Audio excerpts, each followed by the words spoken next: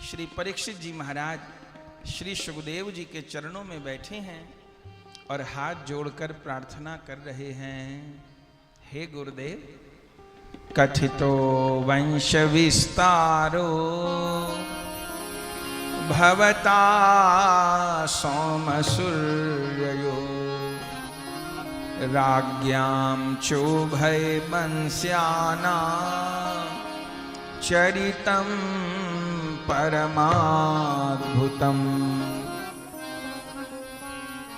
यदुश्च धर्मशीलस्य नितरां मुनिसत्तम तत्रांशीनवतीर्णस्य विष्णोर्वीर्याणि शंसनः। हे गुरुदेव, आपने बड़ी बड़ी सुंदर कथा सुनाई, सूर्य वंश के प्रतापी राजाओं के चरित्र कहे, मनु शत्रुपा जी की दिव्य वंश परंपरा सुनाई। एक एक कथा अपने आप में अद्भुत, लेकिन अब मेरे कान श्री कृष्ण की कथा सुनने को व्याकुल हो रहे हैं। हे प्रभु, आपके तो वश में श्री कृष्ण चंद्र हैं, गुरुदेव के अधीन गोविंद हैं। हे गुरुदेव, कृपा करके जो रस आपके हृदय में उफन रहा है, जो लीला भगवान का जो स्वरूप आपके हृदय में विराजमान है, अपनी वाणी के द्वारा वही स्वरूप वही रस मेरे हृदय में प्रतिष्ठित कर दीजिए। और उस समय जब श्री परीक्षित जी ने प्रार्थना की है, श्री सुखदेव जी परम प्रसन्न हो गए हैं। और उस समय श्री सुखदेव जी ने कहना प्रारंभ किया, हे राजन, प्राचीन युग में देवमेड़ नाम के राजा हुए, जो कि क्षत्रिय शिरोमणि थे। और उन देवमेड़ नाम के राजा के दो विवाह हुए, एक क्षत्रिय कन्या से, एक वैश्य कन्या से। क्षत्रिय कन्या से विवाह हुआ तो शूरसेन जी का जन्म हुआ, जिन शूरसेन जी के यहाँ वसुदेव जी प्रकट हुए। और जो वैश्य कन्या से विवाह हुआ देवमेड़ राजा का, उनके यहाँ दो पुत्र हुए, पर्जन्य जी और अर्जन्य जी। इन पर्जन्य जी के 5 पुत्र हुए, उपनंद, अभिनंद, नंद, सुनंद और नंदन। शूरसेन जी को मथुरा मंडल का और पर्जन्य जी को ब्रज मंडल का राज्य प्राप्त हुआ। शूरसेन के पुत्र वसुदेव जी महाराज, इनका विवाह महाराज देवक की पुत्री देवकी से हो रहा था। और उस समय महाराज उग्रसेन का पुत्र कपटी कंस, वास्तव में कंस यदुवंशी नहीं है, कंस तो दुर्मिल राक्षस की संतान है। धोखे से गर्भाधान हुआ था कंस की मां को राक्षस के द्वारा, तो वो तो राक्षस है, पूर्व जन्म का कालनेमी राक्षस है। तो वो कंस अपने चाचा की बेटी देवकी के विवाह में कन्यादान में उपस्थित था और अपनी बहन की विदाई में छोड़ने जा रहा था। उसी समय आकाशवाणी हुई, जिस बहन को छोड़ने जा रहा है, इसी का 8वां गर्भ तेरा काल होगा। उस समय देवकी को मारने के लिए कंस उतारू हो गया। तभी वसुदेव जी ने वचन दिया, देवकी को मत मारो, मैं इसकी सब संतान तुमको ला करके दूंगा। कंस ने देवकी वसुदेव जी को कारागार में डाल दिया। एक एक करके 6 संतान हुई और 6 संतानों को कंस ने पटक पटक करके मार डाला। ये किसकी कथा है? ये भगवान के माता पिता की कथा है। कभी अपने जीवन के दुख भारी लगे तो देवकी मैया के जीवन के दुख को याद करिएगा। जिस मां के आगे उसकी 6 संतान को मार दिया गया हो। 7वीं बेर में बलराम जी पधारे। बलराम जी को योग माया ने रोहिणी जी के गर्भ में स्थापित कर दिया। और अब 8वीं बार में भगवान को आना है। वसुदेव जी का तेज बढ़ गया। भगवान तेज रूप में वसुदेव जी के भीतर आए। वसुदेव जी के माध्यम से देवकी जी में भगवान तेज रूप में विराजे। कंस ने और पहरेदारी बढ़ा दी, और ताले लगवा दिए, और सैनिक खड़े कर दिए। धीरे धीरे देवकी जी का गर्भ उन्नत होने लग गया। और इधर ब्रज की क्या कथा है? बोले अपने पिता पर्जन्य जी के पश्चात नंद जी राजा हुए, और नंद जी का विवाह हुआ यशोदा जी के साथ। यशोदा जी महरानो गांव की राजकुमारी हैं, सुमुख गोप की कन्या है। नंद जी राजा हुए। नंद यशोदा जी ने पूरे गोकुल की प्रजा को संतानवत पालन किया, लेकिन दोनों के यहां खुद संतान का जन्म नहीं हुआ। वृद्धा अवस्था आ गई। नंद जी के बड़े भाई उपनंद जी, उन्होंने कितने उपाय किए, पुत्र कामेष्टि यज्ञ भी कराया, लेकिन कोई लाभ नहीं हुआ। सबको एक ही दुख है कि नंद बाबा के यहां कैसे संतान का जन्म हो। तब एक बार नंद भवन में नारद जी प्रकट हुए, और नारद जी ने नंद जी को कहा, महाराज आपके यहां अलौकिक बालक का जन्म होगा, लेकिन उसके लिए आपको वैष्णवी दीक्षा ग्रहण करनी होगी। तब नारद जी से नंद यशोदा जी ने वैष्णवी दीक्षा ग्रहण की है। और नारद जी ने 2 वचन लिए हैं, मंत्र जप तो करना है, साथ में प्रत्येक एकादशी का व्रत रखना है। वह उस दिन से नंद यशोदा जी ने एकादशी का व्रत प्रारंभ किया है। निर्जल निराहार रहते हैं नंद जी, एकादशी व्रत, रात्रि भर जागरण करते हैं। धीरे धीरे करके समय बीता। एक दिन तो नंद बाबा यमुना स्नान करके आ रहे थे, तभी देखा नंद भवन के द्वार पर बहुत सारे ब्राह्मण बैठे हैं। नंद बाबा ने उन समस्त ब्राह्मणों को प्रणाम किया, और सब ब्राह्मणों ने हाथ उठा के एक साथ नंद बाबा को आशीर्वाद दिया, पुत्रवान भव, पुत्रवान भव। नंद जी ने कहा, अरे ब्राह्मणों, देख समझ के तो आशीर्वाद दे लियो करो, डोकरा को छोकरा होवे को आशीर्वाद दे रहे हो। ब्राह्मणों ने कहा, बाबा जो आशीर्वाद देख समझ के दियो जाए, वाके पूरे होवे में संशय हो तो होएगो। अरे हम कहा सोच के बैठे कि तुम आओगे प्रणाम करोगे, हम लाला होवे को आशीर्वाद देंगे, अब तो दे दियो। नंद जी भीतर चले गए। सारे ब्राह्मण शांडिल्य जी के पास पहुंचे। शांडिल्य जी नंद बाबा के कुल पुरोहित हैं, उनके पास पहुंचे। गुरु जी हम सबने मिलकर के नंद बाबा को आशीर्वाद दे दियो, पुत्रवान भव, लेकिन ये आशीर्वाद पूरा कैसे होगा? शांडिल्य जी ने कहा, ये आशीर्वाद पूरा होने का समय आ रहा है। बोले हमको क्या करना होगा? बोले यमुना जी के तट पर सब लोग एकत्र होकर के गोपाल सहस्त्र नाम से यज्ञ करो, नंद बाबा को यजमान बनाओ। सब ब्राह्मणों ने नंद बाबा को यजमान बनाया, और श्री गोपाल मंत्र राज से 18 करोड़ आहुति प्रदान की। क्या कहना? और यज्ञ की पूर्णाहुति पर एक दिव्य नील वर्ण प्रकाश नंद बाबा को आते दिखाई दिया। नंद बाबा के भीतर वह नील प्रकाश समा गया, और जब नंद बाबा ने यशोदा जी को स्पर्श किया, तो उसी समय उधर तो देवकी मैया और इधर यशोदा जी, जा दिन ते हरि गर्भ ही आए, सकल लोक सुख संपत्ति छाए, मंदिर महाराज ही सब रानी, शोभाशील तेज की खानी। उसी समय तो आनंद हो गया बंधुओं, यशोदा जी भी अंतर्वतनी हो गए। और करते करते करते करते करते करते समय बीता है। भादो मास आ गया, और भादो मास में भी कल अष्टमी है मानिए, और आज सप्तमी की रात को नंद यशोदा जी रात को सोए, और सोते सोते दोनों ने एक स्वप्न देखा कि हमारे घर में एक नीलमणि लाला प्रकट हो गया है और हमारी गोद में खेल रहे हो है। दोनों ने उठ के एक दूसरे को अपना स्वप्न बताया।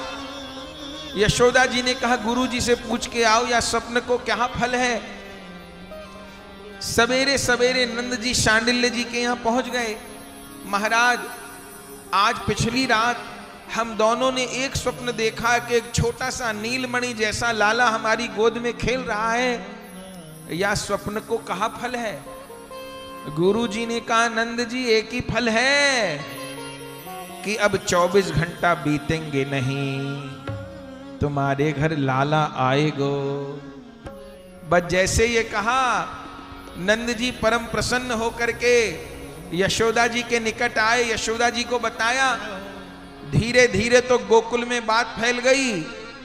सवेरे सवेरे ही, मानिए आज जन्माष्टमी है तो ठाकुर जी तो रात को 12 बजे प्रकट होंगे, पर सवेरे से गोपियां यशोदा जी के पास आने लगी। अरे नंद रानी, हमें पता चल गई है, गुरु जी ने आज की कही है 24 घंटा नाय बीतेंगे, लाला होएगो।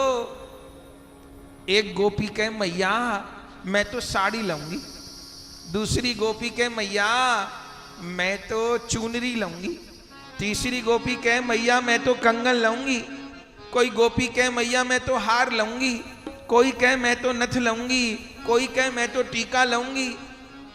यशोदा जी कहें अरे बहन ऐसो दिन तो आवे, मेरी गोद में लाला खेले, तुम कहोगी तो लाला पे अपने प्राण भी वार फेर करके तुम्हें दे दूंगी, पर ऐसो समय तो आवे। गोपी के मैया हम तो सवेरे से ही नाचेंगी गावेंगी।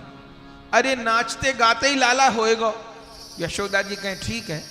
सवेरे से गोपिन ने नाचनो गानो प्रारंभ कर दियो। और नंद बाबा बाहर अठाई पे बैठ गए। गुरुजी ने कही आज ही लाला आएगा, 24 घंटा नाय बीतेंगे। बाहर अठाई पे माला लेके बैठे हैं। पहले समय में बड़े बूढ़े भजन करते, क्यों?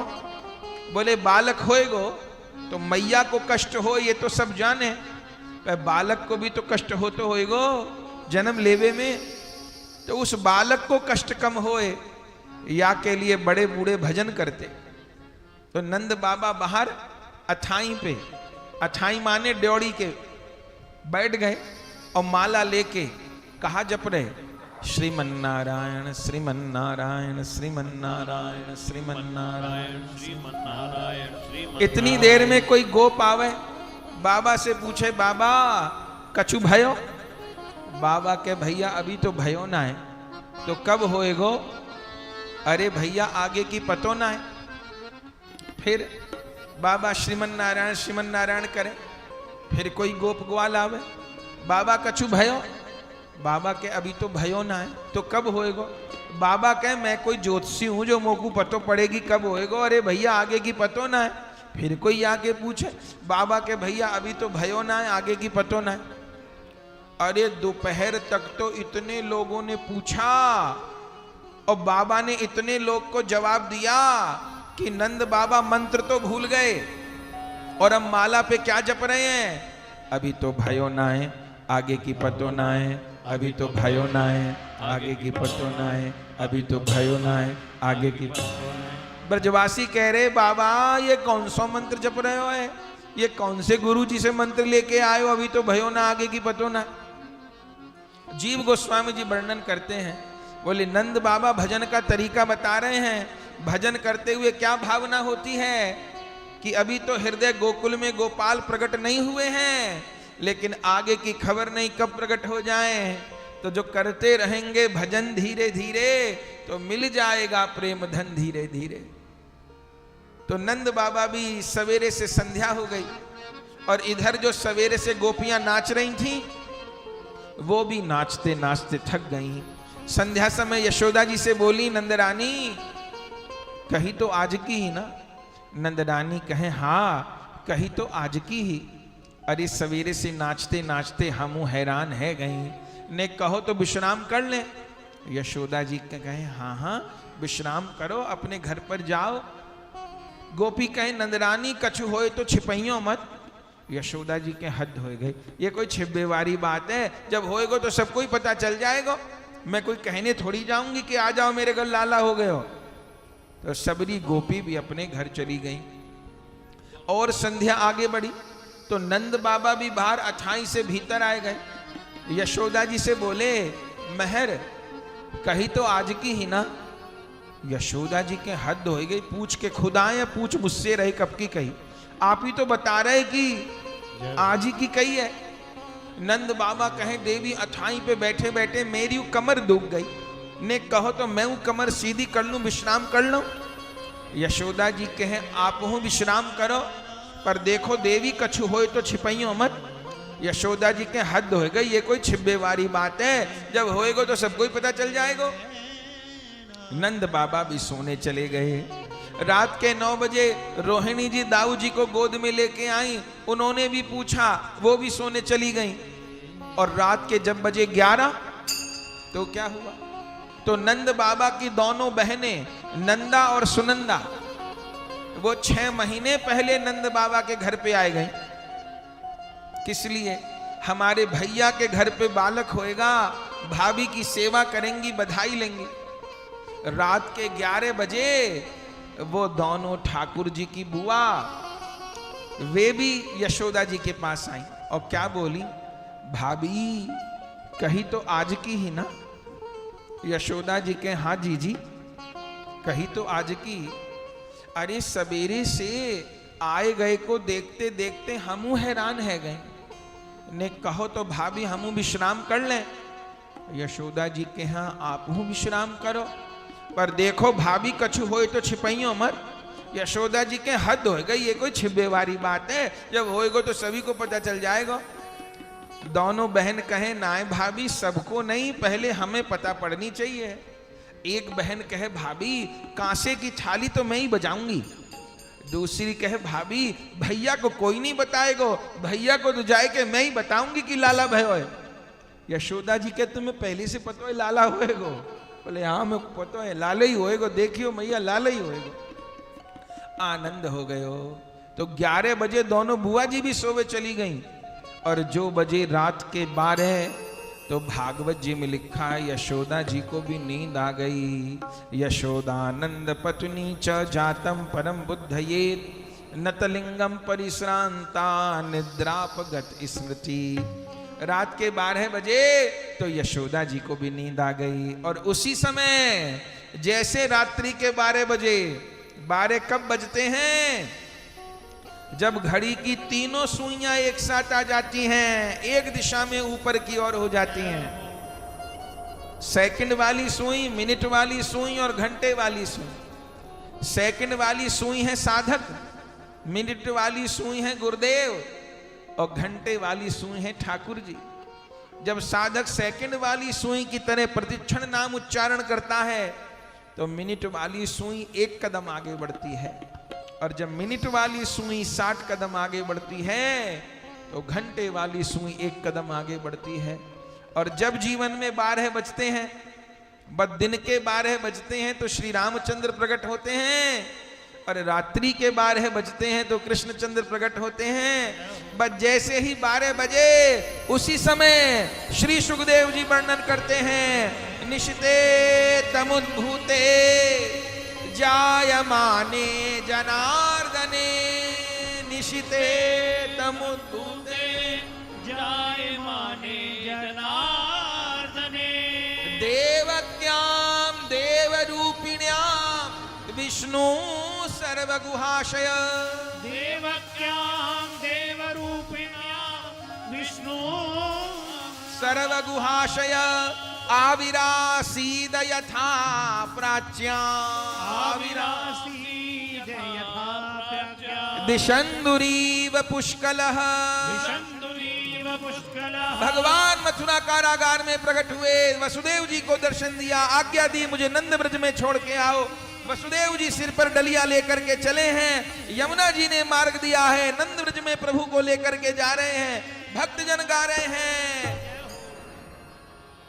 आधी सी रात में उजाला हो गया, आधी सी रात में उजाला हो गया, आधी सी रात में उजाला हो गया, आधी सी रात में उजाला हो गया, बैकुंठ वाला ब्रज वाला हो गया बैकुंठ वाला ब्रज वाला हो गया, बैकुंठ वाला ब्रज वाला हो गया, बैकुंठ वाला ब्रज वाला हो गया, आधी सी रात में उजाला हो गया, आधी सी रात में उजाला हो गया, आधी सी रात में उजाला हो गया, आधी सी रात में उजाला हो गया,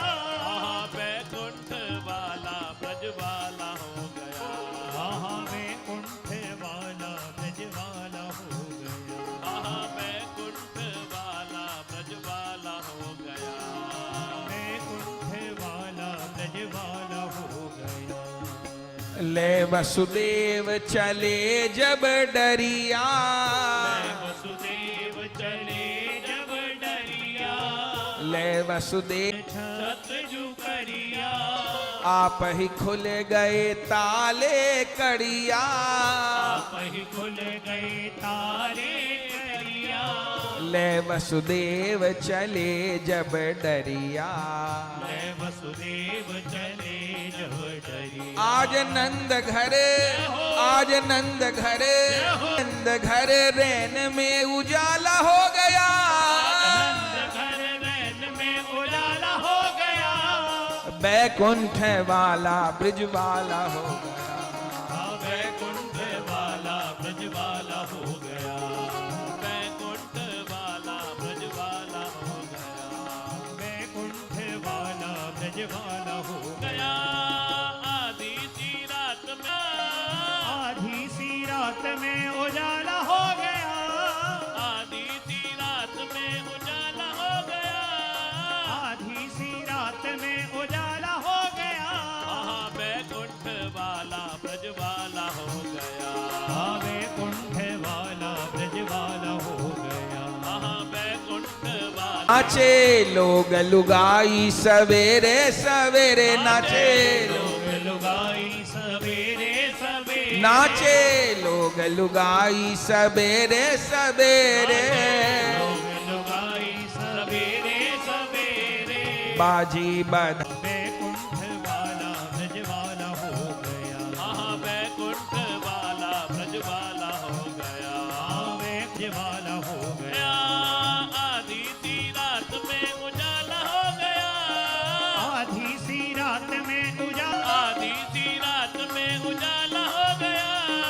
आधी सी रात में उजाला हो गया, बैकुंठ वाला ब्रज वाला हो गया, बैकुंठ वाला ब्रज वाला हो गया, बैकुंठ वाला ब्रज वाला हो गया, बैकुंठ वाला ब्रज वाला हो गया, आहा बैकुंठ वाला हो गया, नंद घरानंद भये जय कन्हैया लाल, नंद घरानंद बधाई है, लाल की, नंद घरानंद भये जय कन्हैया लाल, नंद घर मोहर दी मोतिन की माल की, मणिया दी मोहर दी मोतिन की, मान गई मणिया दी मोहर दी मोतिन की माल की, सी मोहर दी मोतिन सी माल दी, नंद घरानंद भय जय जय कन्हैया लाल की, नंद घरानंद भय जय कन्हैया लाल की, नंद घरानंद भय जय कन्हैया लाल की, नंद घरानंद भय जय कन्हैया लाल की, नंद घरानंद भय जय कन्हैया लाल, ओहो नंद घरानंद भय जय कन्हैया लाल की, नंद घरानंद भय लाल की, नंद घरानंद भय जय कन्हैया, हे आज बरफी सी ब्रज, जय कन्हैया, हे आज बरफी सी ब्रज नारी बनी और गुजिया गरम मसाला, हे जायो यशोदा जलेबी सी रानी ने रबड़ी सी रात में लड़ुआ सोनाला, आहा रबड़ी सी रात में लड़ुआ सोनाला, एरे हाँ